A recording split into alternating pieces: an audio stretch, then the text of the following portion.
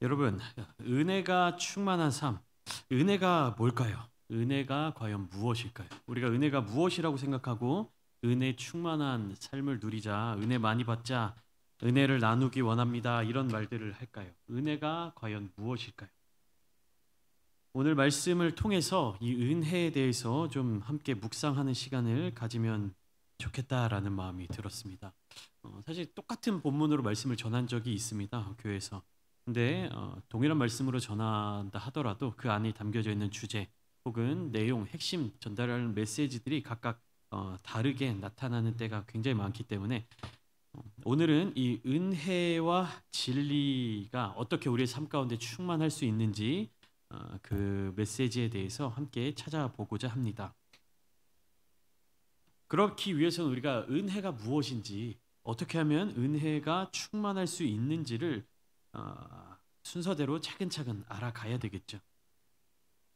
우리의 영적인 생활에서 가장 큰 위험과 유혹이 있다면 그것이 무엇이냐면 나는 다 알고 있다라는 것입니다. 나는 다 알고 있다라고 여기는 이 행동은요, 작게는 이제 교만함에서부터 시작되는 것이죠.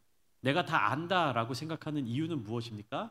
뭐 많이 들어서일 수도 있고요. 성경을 많이 읽어서일 수도 있고 열심히 내가 그걸 알고자 공부 했기 때문일 수도 있습니다.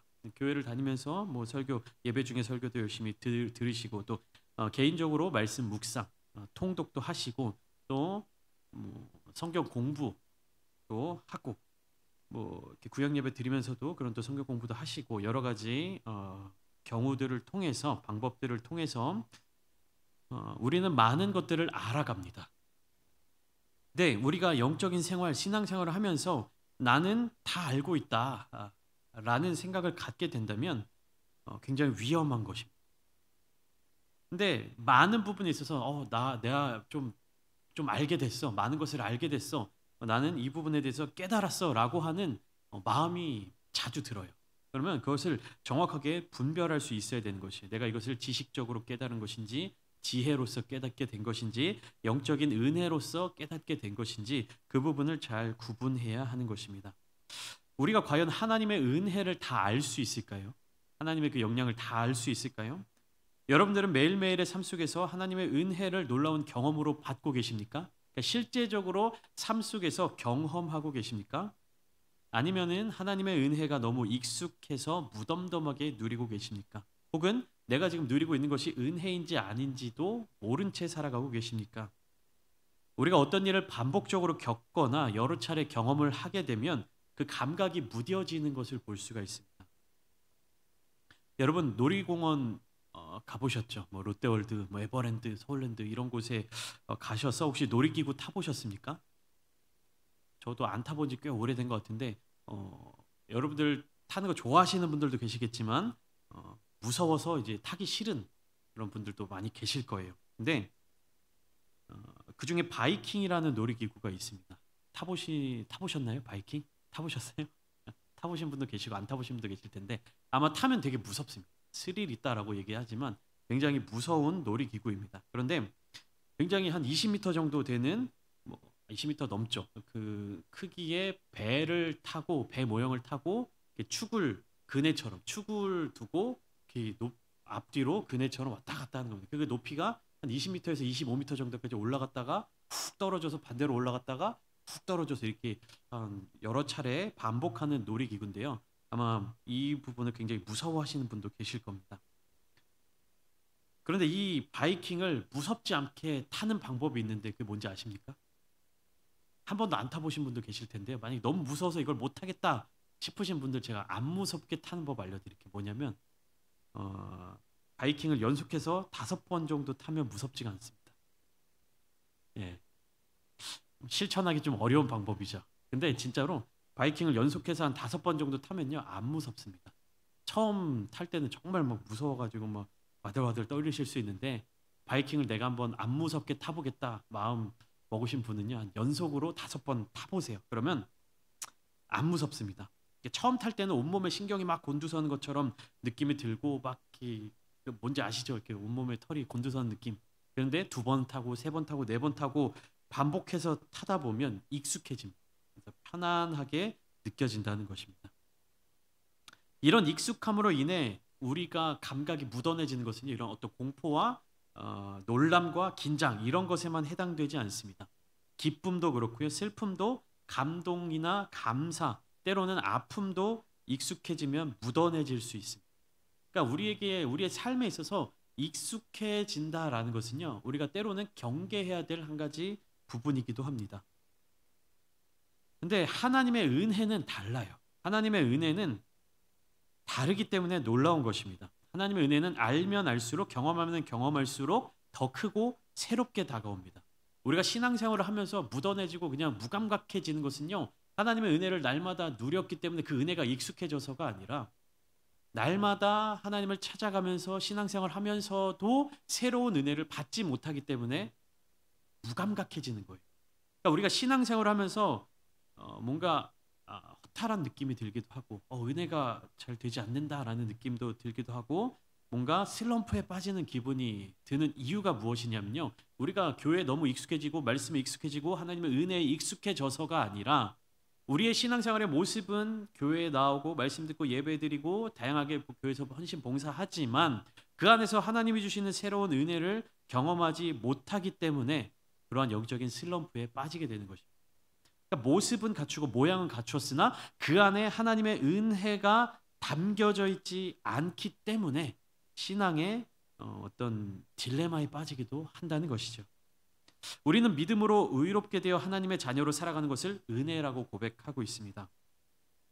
그런데 그 은혜로 살아가고 있는 현재의 우리의 삶에 대해서 우리는 은혜로 성결하게 되고 은혜로 변화되고 은혜로 예수님을 닮아간다라고 생각하지 않아요. 신앙생활로 우리의 영적으로 혼적인 생각이 성숙해져 가는데 우리는 그것이 은혜로 말미암아 이루어진다라고 고백하지 않습니다. 무엇으로 생각합니까? 내가 이루고 있는 삶, 내가 현재 가지고 있는 상태는 나의 노력, 나의 실력, 나의 능력으로 이루어진다라고 생각하고 있기 때문입니다. 나의 행위를 근거로 하나님과 관계를 맺어가고 세워가려고 합니다. 현재 우리의 삶에서 하나님의 은혜를 누리지 못하는 이유가 바로 여기에 있습니다. 우리의 신앙이 무뎌진 이유가 바로 여기에 있는 것이에요. 내가 은혜를 이미 많이 받았고 내가 신앙생활의 경력이 오래되고 성경도 많이 읽었고 성경도 많이 배웠고 교회 안에서 가져야 할 모습들, 헌신과 봉사하는 자세들이 익숙해지고 반복되어 있기 때문에 그래서 무뎌진 것이 아니라 내가 그 안에서 하나님의 은혜를 더 경험하고 하나님의 은혜를 더 구하고 더 경험하고 부어져야 할 은혜가 끊어졌기 때문에 지치는 것입니다. 내가 신앙생활 너무 열심히 해서 지쳤어라고 이야기하는 것은요. 사실이 아니라는 얘기예요. 겉으로 드러나는 모습은 내가 너무 봉사를 많이 했나 봐. 내가 너무 헌신을 많이 했나 봐. 내가 너무 신앙생활에 집중했나 봐. 교회 생활에만 치중했나 봐. 라고 이야기하는 그 이유에 지치게 되는 근본적인 원인은 무엇이냐면 그것을 통해서 새롭게 날마다 경험해야 되는 하나님의 은혜가 부어지지 않았기 때문입니다.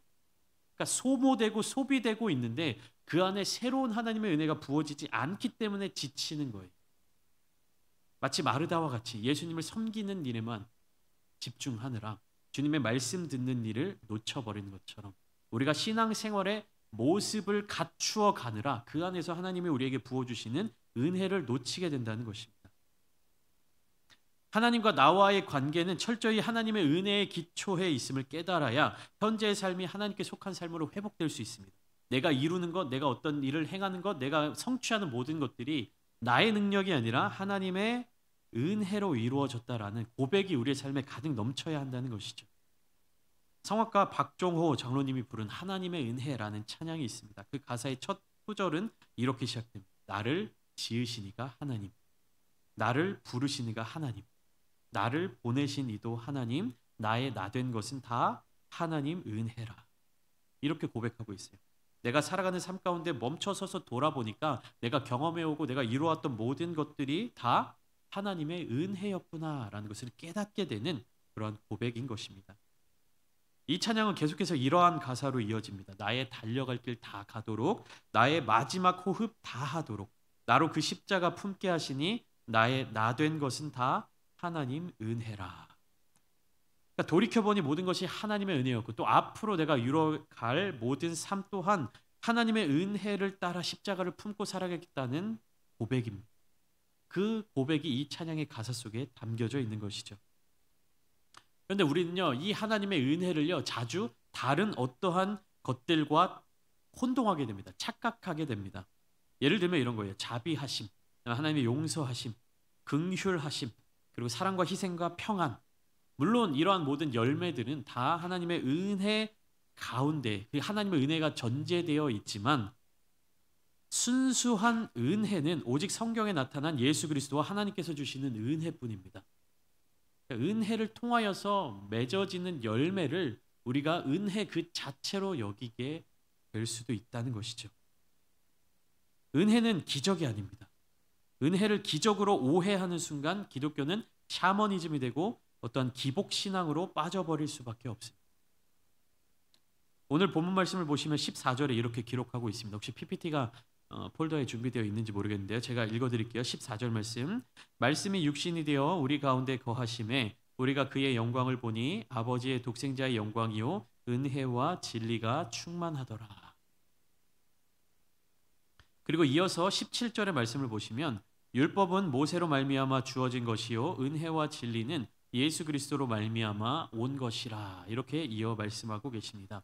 뭐라고 되어 있습니까? 은혜와 진리는 예수 그리스도로 말미암아 온 것이다. 이렇게 말씀하고 있는데 은혜와 진리, 이때 시제가 단수로 쓰였습니다. 무엇이냐면 은혜와 진리, 이 두 가지의 요소를 이야기하고 있는데 시제는 단수로 쓰고 있다는 거예요. 그렇다는 것은 은혜와 진리는 하나다라는 의미입니다. 그런데 우리는 이 두 가지를 각각 분리해서 생각합니다. 그래서 은혜를 추구하다 보면 진리를 버리게 되고 진리를 추구하다 보면 은혜를 버리게 될 때가 있습니다. 그렇지만 예수 그리스도 안에는 은혜와 진리는 하나입니다. 예수님을 닮아가는 우리에게서도 이 은혜와 진리가 하나로 충만해지는 것입니다. 그러니까 은혜와 진리는요, 나누어질 수 없는 것입니다. 본문 17절 말씀에 율법은 모세로 말미암아 주어졌다라고 말씀하고 있습니다. 우리가 수요일마다 출애굽기를 나누고 있죠. 근데 시내산에 올라간 모세에게 하나님이 돌판에 친히 글을 쓰셔서 모세에게 전달해 주십니다. 하나님은 모세에게 두 번째 십계명을 주시며 자신을 계시하실 때 이렇게 설명하셨습니다. 그러니까 금송아지를 섬기는 이스라엘 백성들을 말미암아 첫 번째 십계명은 모세가 두 돌판을 산 위에서 던져서 깨뜨려 버렸죠. 그때 하나님께서 일련의 과정들을 거쳐서 회개하고 돌이키는 이스라엘 백성들을 위하여서 두 번째 십계명을 주시는데요. 그것이 출애굽기 34장의 말씀에 기록되어 있습니다. 6절과 7절 말씀 제가 읽어드릴게요. 여호와께서 그의 앞으로 지나시며 선포하시되 여호와라 여호와라 자비롭고 은혜롭고 노하기를 더디하고 인자와 진실이 많은 하나님이라. 인자를 천대까지 베풀며 악과 과실과 죄를 용서하리라. 그러나 벌을 면제하지는 아니하고 아버지의 악행을 자손 3, 4대까지 보응하리라. 이렇게 말씀하십니다. 여호와 하나님은 은혜로우신 하나님이십니다. 긍휼을 베푸시고 오래 참으시며 선하신 분이십니다. 동시에 하나님은 진리의 하나님이시기 때문에 진리로 공의를 행하십니다. 그래서 하나님은 모세의 때에도 자신을 은혜와 진리가 충만하신 하나님으로 소개를 해 주신 것이죠. 그런데 왜 우리는 하나님을 믿는다 하면서도 하나님의 은혜를 온전히 누리지 못하고 있을까? 그것은 하나님의 함께 하시는 두 가지 속성 중에 한 가지 은혜만을 바라봤기 때문입니다. 은혜와 진리를 함께 바라봐야 되는데 이 진리를 외면한 채 은혜만을 바라보고 있는 거예요. 은혜를 은혜 되게 하는 것은 하나님의 진리입니다. 우리가 진리를 외면한 채 은혜만 붙잡기 때문에 우리의 삶에 놀라운 은혜의 고백이 없는 것입니다. 구약 성경을 보면 끔찍한 장면들이 굉장히 많이 나오죠. 우리는 구약에서 공의로우신 하나님을 자주 만납니다. 진리의 하나님을 자주 만납니다. 이스라엘 백성들이 여리고를 정복할 때 하나님은 여리고에 남아있는 모든 그 여리고인들을 다 진멸하라고 말씀하셨어요. 라합의 가족들을 빼고 모든 여리고 성의 사람들을 다 죽여버립니다. 남녀노소와 모든 가축들을 다 없애버렸다는 거예요. 그리고 사무엘서에서 웃사는 흔들리는 수레를 붙잡았다가 그 자리에서 하나님의 치심을 당해서 죽임을 당했습니다. 그러니까 이 구약 성경의 말씀, 이스라엘 백성들의 삶 가운데서는 이 진멸하라는 말, 그다음에 하나님의 이 잔인하고 무서운 면모를 우리가 자주 보게 돼요. 그렇다면 왜 구약 성경은 하나님을 이런 분으로 묘사하고 있는 것일까? 그 이유는 바로 하나님의 공의로우심, 즉 진리의 성품을 강조하기 위함입니다. 그러니까 하나님의 공의, 하나님의 진리의 기준이 분명하면 분명할수록 하나님이 우리에게 베푸신 그 은혜가 얼마나 큰지 보여지기 때문입니다. 그러니까 심판이 명확할수록, 심판이 클수록 그 심판에서 면제되는, 그 심판에서 구원받는 은혜가 큰 거예요. 1만 달란트 빚진 자의 비유를 우리가 기억하면 좋습니다. 100데나리온 빚졌을 때는 돈은 어떻게 하면 갚을 수 있는 겁니까? 한 석 달, 넉 달만 열심히 일하면 갚을 수 있는 거예요. 그거를 탕감받은 거는 감사하긴 하지만 그 정도의 감사입니다. 1만 달란트는 무엇입니까?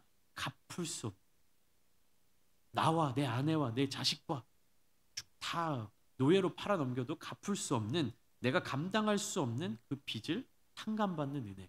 그러니까 이 하나님의 진리, 하나님의 공의로우심이 분명하고 정의로우심이 확실할 때에 우리가 그런 공의로우신 하나님의 은혜를 입었을 때 그게 우리의 마음 가운데 진실함으로 다가오게 되는 것입니다. 하나님의 공의로움과 심판의 기준이 크면 클수록, 정확하면 정확할수록 우리에게 베풀어 주신 하나님의 은혜가 얼마나 큰지를 알 수 있는 거예요. 그렇기 때문에 우리는 하나님의 은혜를 간구할 때 반드시 진리를 함께 바라볼 수 있어야 되는 거예요. 이 진리와 공의가 분명하지 않으면요, 하나님의 은혜는 우리에게 있어서 되게 하찮은 것이 될 수밖에 없어요. 가소로운 것이 될 수밖에 없어요. 우리가 이 땅에서의 삶의 자리 가운데 예수 그리스도를 주로 영접하지 않고 하나님을 하나님으로 모시지 않고 살아갔을 때 죽음 이후에 심판대에 설 때 그 심판의 결과가 어떻게 나타납니까? 천국과 지옥으로 반드시 구분됩니다. 그러니까 지옥이 우리가 얼마나 고통스러운 곳인지, 얼마나 끔찍한 곳인지, 얼마나 괴로운 곳인지를 분명하게 알고 있고, 죄를 짓고 심판에서 통과되지 못한 사람은 반드시 지옥에 떨어진다는 사실을 알고 있습니다. 그렇기 때문에 하나님의 은혜가 감사합니다. 만약에 우리가 죄를 짓고 이 땅에서의 삶을 살아가면서 심판을 딱 받아요. 그러면 뭐 어느 다른 종교의 윤회 사상처럼 내가 이 땅에서 죄를 많이 짓고 살았어. 그러면 다음 생에 내가 돼지로 태어나는 거야. 그러면 우리가 이 땅에서의 삶을 그렇게 열심히 살아갈 필요가 있을까요?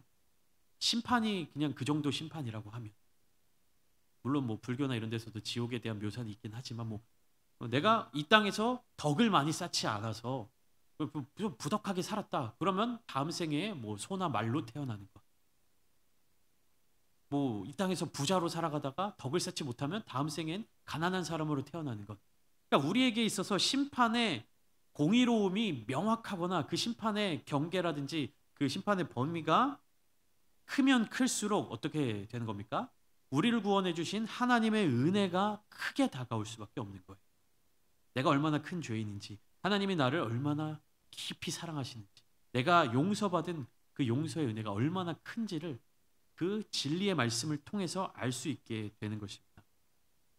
그렇기 때문에 구약에 나타난 진리와 공의의 하나님을 체험하지 않으면 신약에 나타나신 예수 그리스도를 통한 하나님의 은혜, 십자가를 통한 구원을 우리가 온전히 체험할 수가 없는 것이에요.